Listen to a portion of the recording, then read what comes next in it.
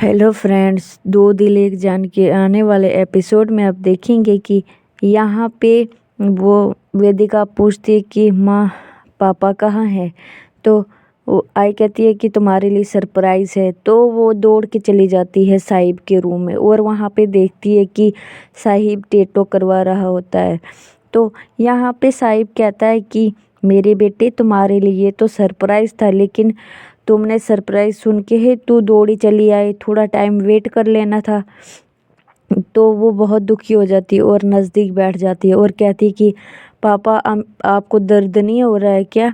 तो तभी साहिब कहता है कि किस चीज़ का, मुझे नहीं हो रहा है। तो तभी वेदिका कहती है कि तुम्हें तो बचपन में इस हाथ में चोट लगी थी ना, बहुत गहरी चोट। तो तभी साहिब कहता है कि हाँ लगी थी, लेकिन अब मैं बहुत ठीक हूँ, अब कोई प्रॉब्लम नहीं है। तो तभी वेदिका कहती है कि वो शैतान तो है ही नहीं, वो तो पापा ने बचपन में ही मार दिया था, जिसने मेरे पापा को मारा था। तो फिर वो दोनों हंसने लगते हैं। तो तभी वेदिका कहती है कि पापा मैं क्या एक फ़ोटो ले लूँ। तो जब वो कंप्लीट हो जाता है टैटू, तो वो साहिब कहता है कि अब बताओ अब कैसा लग रहा है। तो वेदिका कहती है कि पापा बहुत अच्छा लग रहा है। तो साहिब कहता है कि नहीं, तुम फ़ोटो नहीं ले सकती, तुम्हें पता है कि मुझे कौन सी चीज़ पसंद नहीं है। तो तभी वेदिका कहती है कि तुम्हें दर्द तो नहीं हो रहा है। तो वो कहता है कि नहीं, मुझे कोई दर्द नहीं हो रहा है, तो तू मेरी पेन किलर हो। तो तभी वेदिका कहती है कि मैं आपकी पेन किलर हूँ। वो कहती है कि हाँ। तो यहाँ पे मचमच दुकान पे जाता है और कहता है कि समोसा खाने के लिए जाता है, लेकिन वो दुकानदार उसे धक्का मार के गिरा देता है और कहता है कि रोज़ आ जाता है फोकट का खाने। तो तभी मचमच के ऊपर उठ के कहता है कि मैं रोज़ आता हूँ फोकट का खाने के लिए, तुझे याद कर, तुझे हमने ये दुकान खोल के दी है और तू सलाम करता था, हमें सलाम करता था। तभी वो दुकानदार कहता है कि चल चल जा इधर से। तो मचमच कहता है कि आज मेरा भाई नहीं है, इसलिए तुम ऐसे कर रहे हो ना।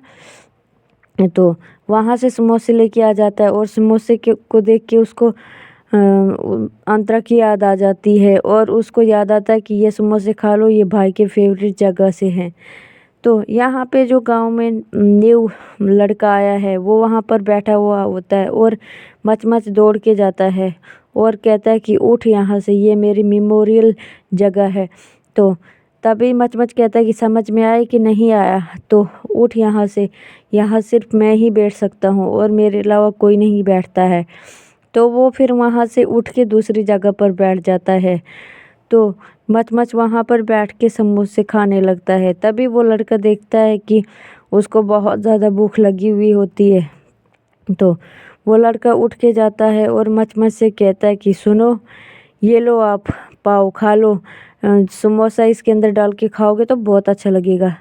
तो तभी मचमच कहता है कि मैं अपनी चीज़ कभी शेयर नहीं करता हूँ। तो तभी वो लड़का कहता है कि मुझे नहीं चाहिए आपका समोसा, आप ये पाव रख लो। तो तभी पाव रख लेता है मचमच और फिर कहता है कि बैठो तुम यहाँ, पाव देने की जगह में तुम्हें एक पाव रखने की जगह तो दे ही सकता हूँ। तो यहाँ पे वेदिका कहती है कि मैंने इधर ही रखी थी, वो चीज़ें कहाँ गायब हो गई मम्मा। तो तभी वेदिका कहती है कि तुम्हें कितनी बार कहा है मैंने कि मेरी चीज़ों के साथ हाथ मत लगाया करो।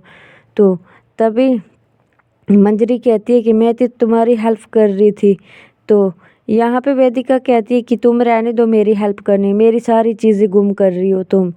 तो तभी ये वेदिका कहती है कि तुम, मंजरी कहती है कि तुम वायलिन भी बजाते हो, बजा के सुनाओ एक बार।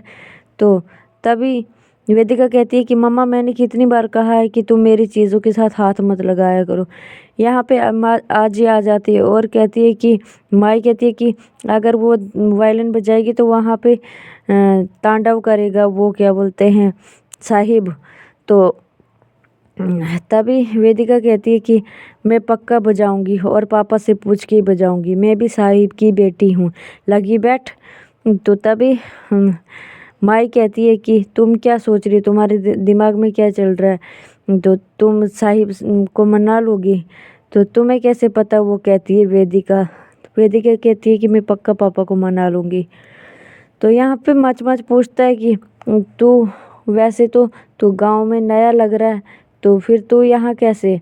तो तभी मच कहता है कि रात को कहाँ रुकेगा, चल मेरे पास बैठ, मेरे पास रुक आज रात। तो फिर वो दोनों चले जाते हैं, वो लड़का चले जाता है मच के साथ जहाँ पे मच रहता है।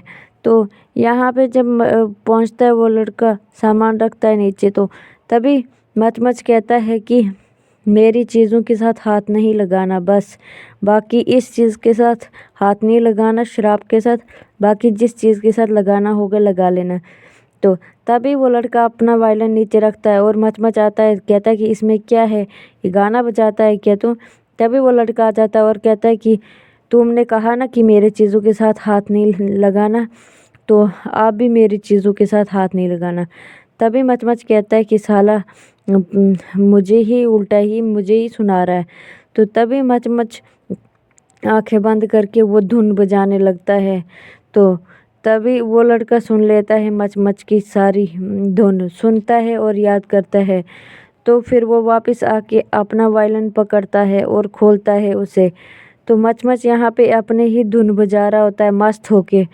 तो वो उसकी धुन सुनने के बाद वो लड़का वैसे ही धुन बजाने शुरू कर देता है। तो तभी मच आंखें खोलता है और देखता है कि ये सच में हो रहा है कि या मैं सपने में हूँ।